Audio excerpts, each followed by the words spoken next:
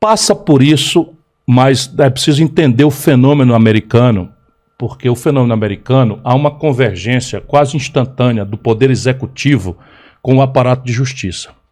Então o xerife americano, o delegado de polícia, não é uma carreira autônoma, ele é eleito e faz parte do partido do coisa. O procurador, o Ministério Público e a Justiça, ela mesma, entraram junto com o Giuliani. Então eles fizeram um esforço, e a polícia de Nova York era muito violenta.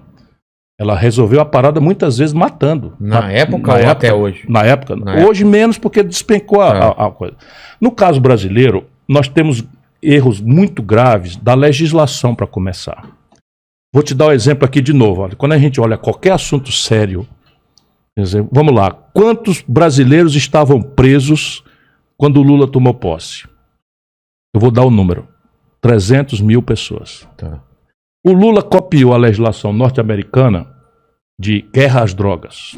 É uma aspas aí, que é guerra às drogas, que foi o Reagan que estabeleceu, e é uma política completamente equivocada que faz 15 anos que os americanos abandonaram. Mas o Lula copiou a lei americana por influência dos americanos que ele aceitou, e hoje o Brasil tem 1.180.000 pessoas, ou dentro dos presídios ou com mandado de prisão em aberto.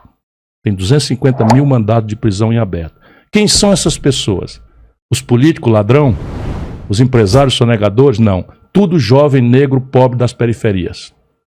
Num regime de contenção. Esse é o país que mais mata e o país que mais morre polícia. É a polícia que mais mata e é o país que mais morre polícia. É uma guerra. Ou seja, a legislação está errada. Nós precisamos mudar e aí fazer um debate muito claro. Será que é correto eu pegar um garoto que é o avião do tráfico ou um mero dependente e pegar esse garoto que não é violento no primeiro momento e botar ele no presídio, na primeira noite que ele entra no presídio, que viraram verdadeiras universidades do crime, ele tem que se filiar a uma facção ou ele vai ser currado ou morto.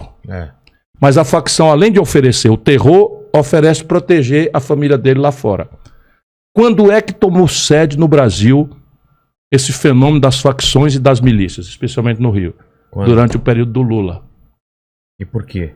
Porque não mudou uma legislação. Mas por causa da ausência do Estado? Absoluta ausência e equívocos. Não foi feita uma inovação institucional, nenhuma inovação institucional, a não ser copiar essa lei americana que criou a massa de manobra, o exército de reserva das facções, com jovens negros da periferia que caem na desgraça do avião da droga, porque estão aí na história do compre, compre, compre, que é o consumismo, etc, etc, também muito estimulado por esse tipo de político no Brasil. Compre, compre, compre, compre, compre, e ele nem a família tem renda para comprar.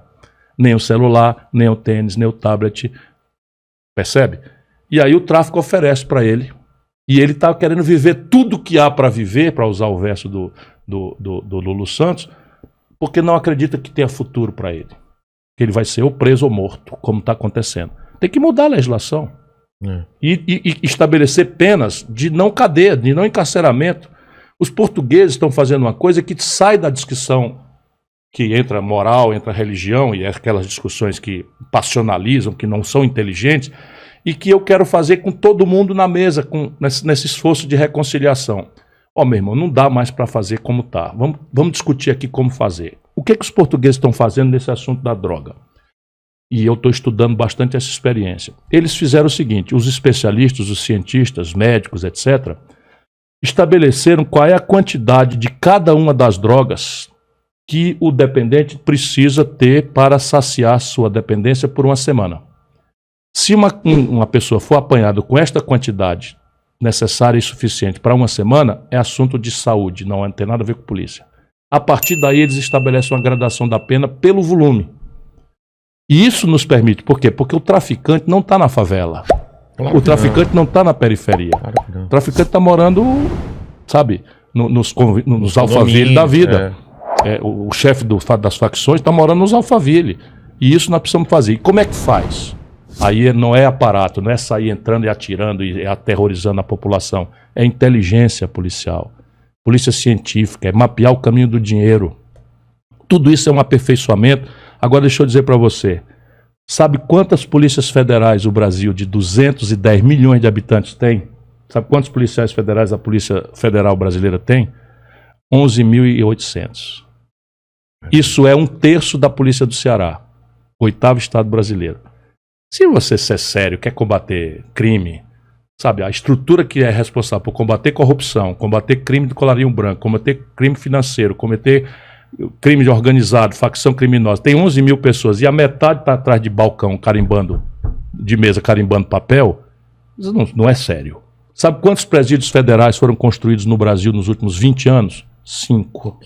Muito pouco. Sabe, é ridículo. Então não é sério. Nós temos que criar um sistema unificado de segurança pública que já está anunciado e não se pratica, integrando as guardas municipais, as guardas comunitárias, que tem uma tarefa muito mais de mapeamento, de inteligência, porque eles sabem ali na comunidade quem que é perigoso, quem não é, quem está na droga de forma venial, quem está na droga já conectado com facção e no terror do assassinato e dos crimes mais graves, de sequestro, etc, etc. E estruturar a PM, Polícia Civil, e reforçar a capacidade de investigação através dos mecanismos científicos de inteligência. Percebe? Hoje tem coisas importantes que o Brasil, a gente nem deve falar publicamente, mas você, por exemplo, no Ceará, nós praticamente acabamos com o roubo de carro. Como?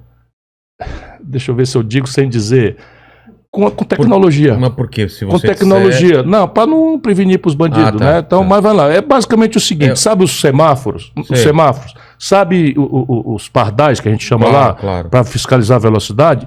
Com um software adicional, eles identificam em tempo real o carro. Então, se você comunicar que o seu carro foi roubado, na hora no primeiro farol que você passar, ele avisa onde está, a polícia risca em cima. É tão fácil, né? Aí o seguro cai o valor, percebe?